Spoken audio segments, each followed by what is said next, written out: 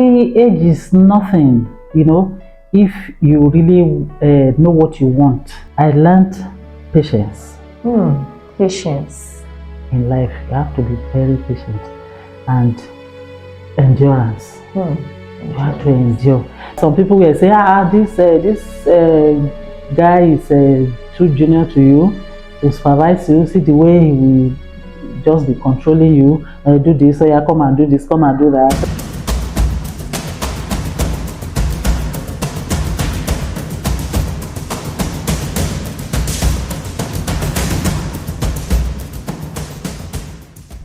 Good day, the Voyage family. My name is Dr. E.T. Adeshime, a lecturer and researcher, and I'm here again on this episode of the Voyage to get experience of Dr. Elizabeth.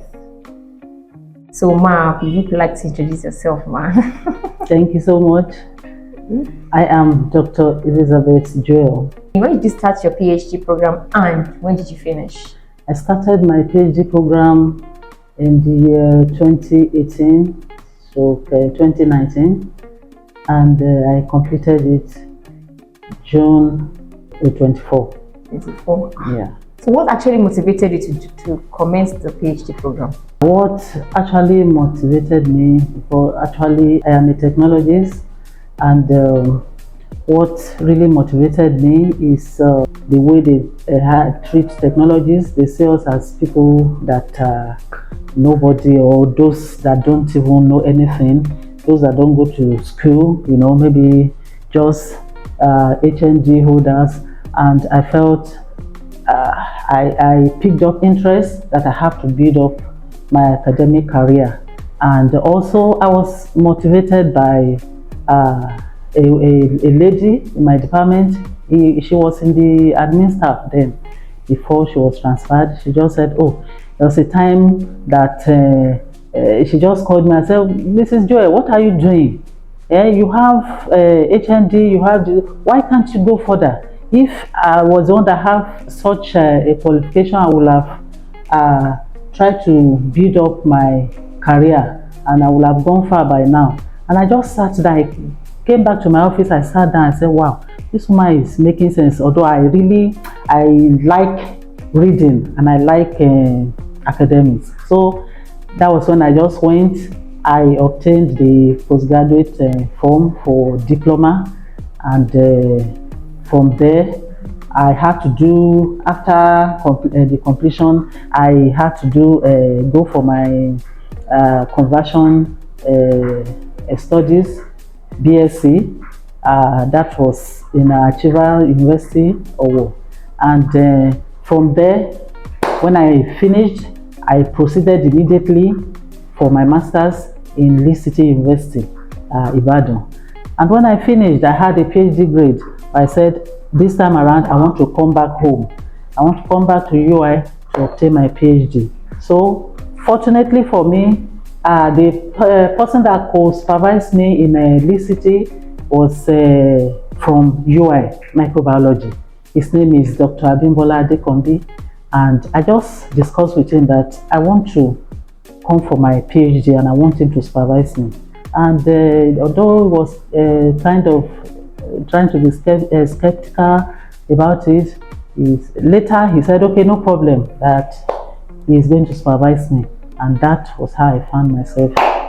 Wow. When was the highest or lowest point? Okay. It wasn't that smooth. If I want to talk about the financial aspect, I had to carry out the analysis, molecular characterization of isolates. I had to, when I went to Gene Lab, they said I would have to pay 2 million. Wow. Just for that alone. That's a lot. And I was like, hey, how am I going to get 2 million? And I spoke with them. My supervisor also spoke with them, and they allowed me to pay instrumentally. That was how I was able to overcome that. And my lowest moment was when I came late to the laboratory, and my supervisor had to give me suspension. Wow. For some days. And that suspension, I will have to report to the laboratory in the morning without doing anything. I would just sit down and till closing time before I would go home. And I had to do that. Just, it got to a point I was like, will I continue with this? But I just summoned courage. I said it is part of life, so I had to continue. The highest moment was yeah, was the day I presented my pre-feed seminar. You know, my supervisor was like, but this woman, she's an elderly woman, and will she be able to deliver, you know, things like that. And some of the lecturers were just looking, watching. They were so interested that all of them were saying, Mrs. Joy, tomorrow, Mrs. Joy, Mrs. Joy. So that very day I got there and I presented very well. That was what boosted the morale of my supervisor, and everybody were like, wow, so this woman that is just quiet like this can deliver like this. That was my highest. So if you want to guess your age, like what age range are you right now, and what age were you when you started, and did you feel anyhow like, okay, you're going to be under someone that you are way older than? How did you feel about that? Well, to me, age is nothing, you know, if you really know what you want. You understand? Some people will say, this guy is too junior to you, to supervise you. See the way he will just be controlling you. Do this, so yeah, come and do this, come and do that. So that doesn't matter. It's what I want that matters. It's what I want to get that matters. It's where I'm going that really matters. So if you put that in your mind, you allow that to control you, then you won't have any problem in life. Wow, what a wonderful lesson you have learned. Okay, so let me ask that, what was your relationship with your supervisor, despite the age difference, and he's still your boss? Well, he was your boss. Yeah. So what was the relationship like? Was it really mutual? Was it times that you had issues? Or? Yeah, initially it was not smooth as such. You know, I said he co-supervised my MSc project, and as at then I didn't know him too much, and he also, you know, we have to study each other. So when I now studied him and I know what he likes and what he doesn't like, you know, we blended, and the relationship is perfect even right now. Okay, so now we can answer, what life lessons did you now learn during the PhD program? Number one, I learned patience. Patience. You have to be patient if you want to get something in life. You have to be very patient, and endurance. You have to endure, because I remember that there was a guy we did the master program together, and being co-supervised by the same supervisor, and this guy said, I can never come back to do my PhD under this doctor, you know. So I was like, I just smiled, you know, because he was not patient enough. He was easily discouraged, and he would just go angry, and you know.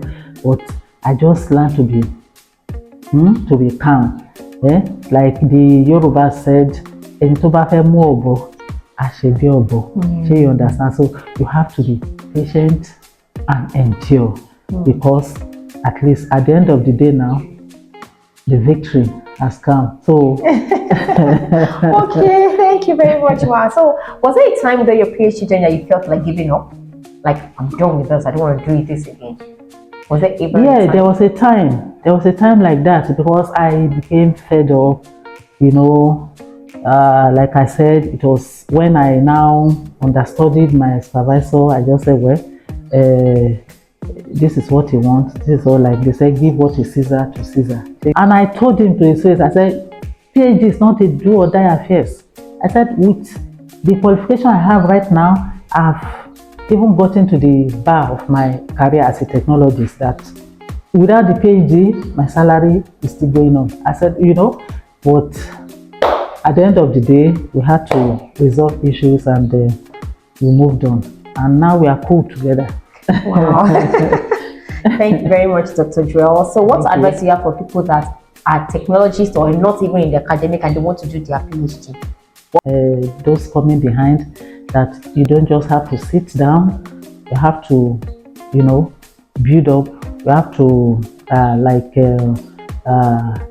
add value to yourself, instead of just sitting down and wasting away. It doesn't matter, it's not necessarily that you want to convert. There are several people like that have their PhD degree and they are still a technologist. Wow. And so we have to add value to ourselves every day, add value. Even if some will say, how many years? I will soon retire. It doesn't matter. You don't know where you can find yourself tomorrow.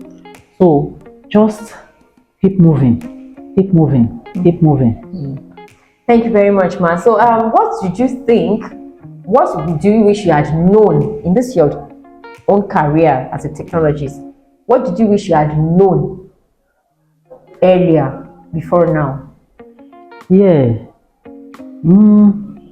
Well, back then when I started work here, I started as a laboratory assistant, and our ogas then, the chief technologists, they would say, I don't need to further, I don't need any this, I have my city and gate, so that can take me to the peak of my career, so I don't need anything like that. If I had seen somebody that had encouraged me before now, I would have finished my PhD years back.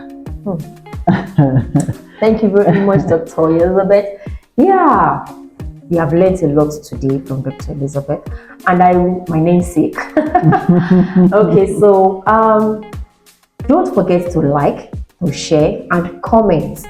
She is a technologist and a doctor, and if you want her to mentor you, come on, you're welcome. Okay, so join us in our next episode.